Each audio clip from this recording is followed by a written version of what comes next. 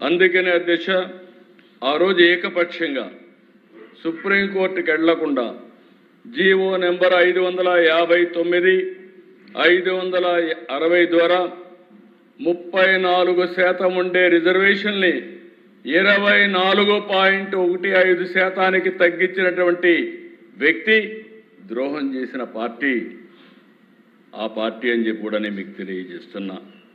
దీనివల్ల అధ్యక్ష 16,800 మంది అనేక స్థాయిల్లో బీసీ నాయకత్వానికి అన్యాయం జరిగింది.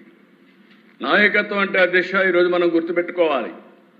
ఒక పార్టీ గుర్తిస్తే గుర్తింపు వస్తుంది.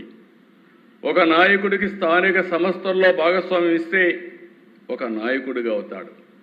ఒక ఉదాహరణ అధ్యక్ష, మొన్నటి వరకు ఎంపీటీసీగా పనిచేసిన కర్నూలులో ఉండే ఎంపీ నాగరాజు ఈరోజు ఎంపీ చేశామంటే అది తెలుగుదేశం పార్టీ విధానం. ఎంపీటీసీ కాకమునుపు మామూలు వ్యక్తి, ఎంపీటీసీ అవుతానే గుర్తింపు వచ్చింది. సామాజిక న్యాయం చేయాలి, సరైన అభ్యర్థి కావాలి, ఎవరున్నారని చూస్తే ఒక ఎంపీటీసీ నాగరాజుని కర్నూలు ఎంపీగా చేసిన ఘనత ఎన్డీఏది. ఇలాంటి ఎగ్జాంపుల్స్ వందల కొద్ది చేశాం అధ్యక్ష. అందుకే అధ్యక్ష ఎప్పుడు కూడా నాయకత్వాన్ని పెంచాలంటే స్థానిక సంస్థల్లో సముచితమైన స్థానం ఉంటేనే ఇది సాధ్యమని చెప్పి కూడా నేను మీకు తెలియజేసుకుంటున్నాను.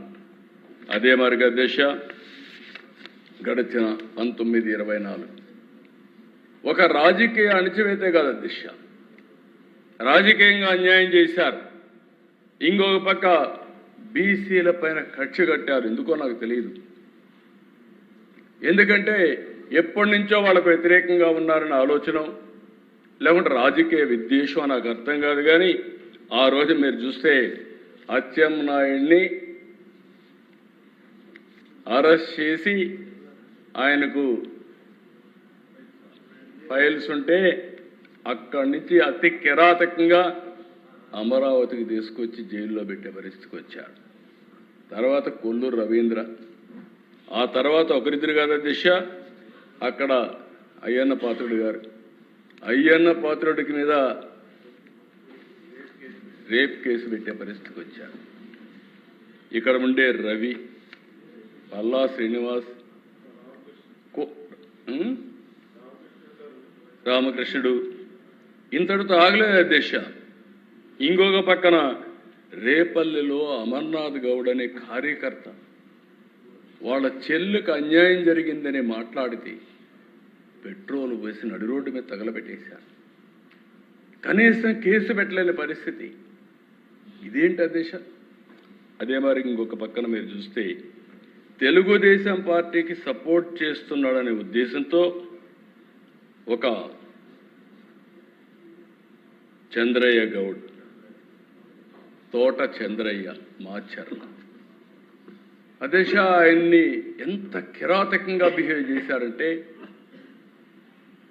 గొంతె మీద కత్తి పెట్టి వాళ్ళ పార్టీ నాయకుడిని జై అనమంటే నా ప్రాణం పోయినా పర్వాలేదని జై చంద్రబాబుని ప్రాణాన్ని వదిలిపెట్టిన కార్యకర్త అధ్యక్ష.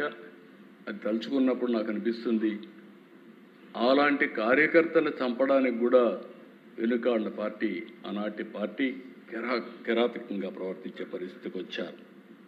ఇంకొక పక్కన దేశ కంచర్ల జాలయ్య, నందం సుబ్బయ్య అవినీతి పైన పోరాడితే అక్కడనే ప్రొద్దుటూరులో అతి దారుణంగా చంపేసే పరిస్థితి వచ్చింది.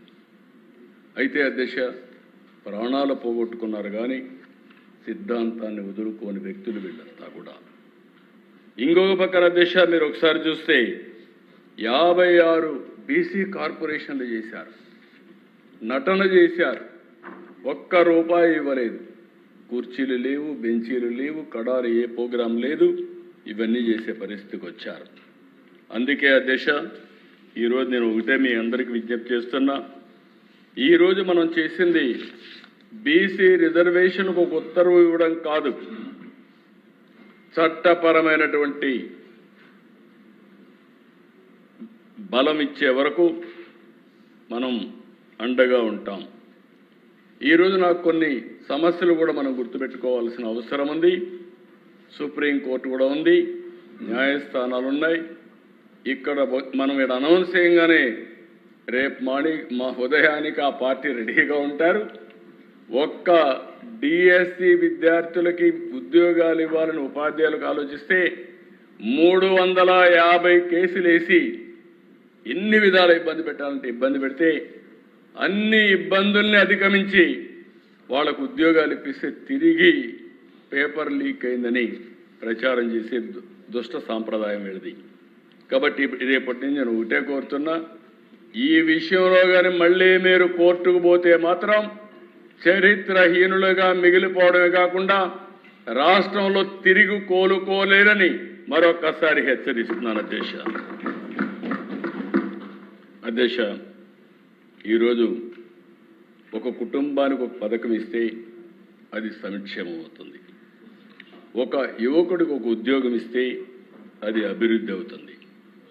ఒక బీసీ మహిళని, ఒక బీసీ యువకుడిని, ఒక బీసీ కుటుంబానికి చెందిన వ్యక్తిని గ్రామ పాలనలో, మండల పాలనలో, కార్పొరేషన్ పాలనలో నిర్ణయం తీసుకునే స్థాయికి తీసుకొస్తే అదే నిజమైన సాధికారిత, అదే నిజమైన వెనుకబడిన వర్గాలకు అండని చెప్పి కూడా నేను మీకు తెలియజేస్తున్నా.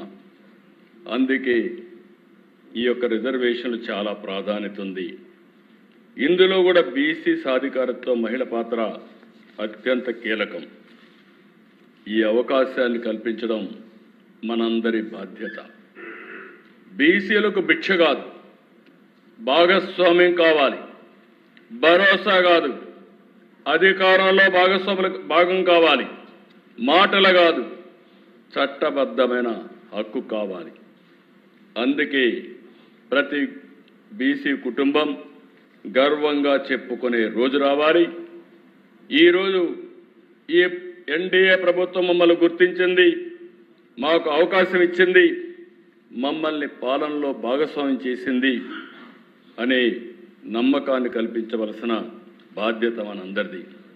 సామాజిక న్యాయం కోసం, బీసీల సాధికారత కోసం, సమగ్ర ఆంధ్రప్రదేశ్ కోసం 34% రిజర్వేషన్లు ఒక హిస్టారికల్ ముందడుగని మరొక్కసారి ఈ సభ ద్వారా రాష్ట్ర ప్రజలందరికీ విజ్ఞప్తి చేస్తున్నాం.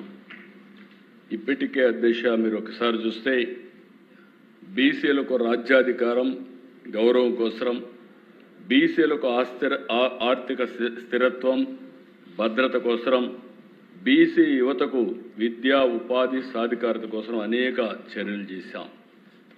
రకరకాల సమయంలో ఎన్టీ రామారావు గారు ముఖ్యమంత్రిగా ఉన్నప్పుడు సగం ధరకే చీరా దోవతి, చేనేత కార్మికులకు ఉపాధి, పేదవారికి కట్టుకోవడానికి బట్ట, అలాంటి కార్యక్రమాన్ని తీసుకొచ్చారు.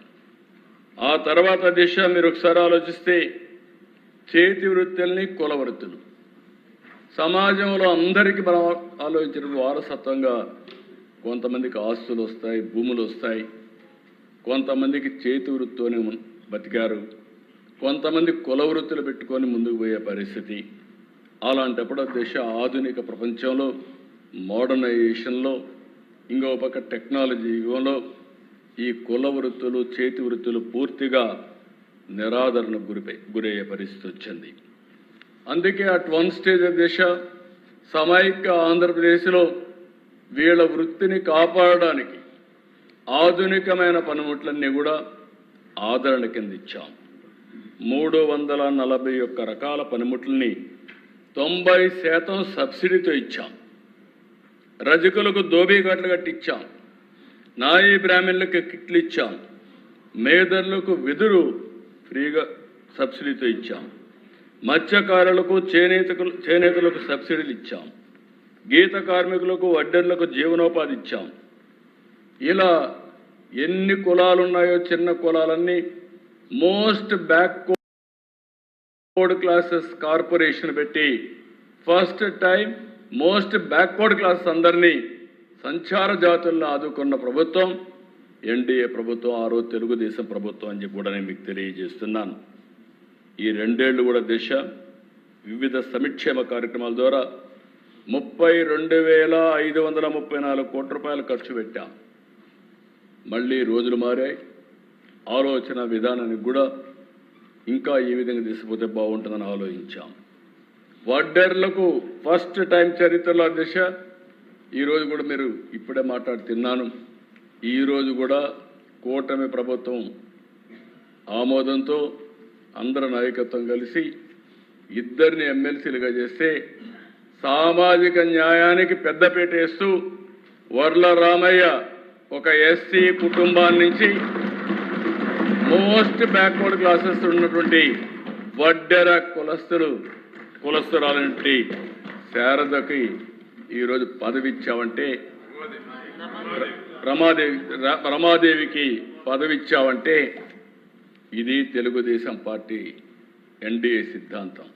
ఆ అమ్మాయి మామూలు వర్కర్ దిశ, ఒక క్లస్టర్ ఇన్ఛార్జ్, ఒక బ్యాక్వర్డ్ క్లాస్, వడ్డెర కులం. ఎమ్మెల్యేలో మేము సీటు లేకపోయాం. ఆ రోజు చెప్పాం, మొట్టమొదటిసారిగా వడ్డెర కులానికి చెందిన వ్యక్తికి ఎమ్మెల్సీ ఇస్తామని చెప్పి ఒక మహిళ, చదువుకున్న మహిళ, ఈరోజు ఆవిడ్ని ఎమ్మెల్సీగా తీసుకునే పరిస్థితికి వచ్చాం. అధ్యక్ష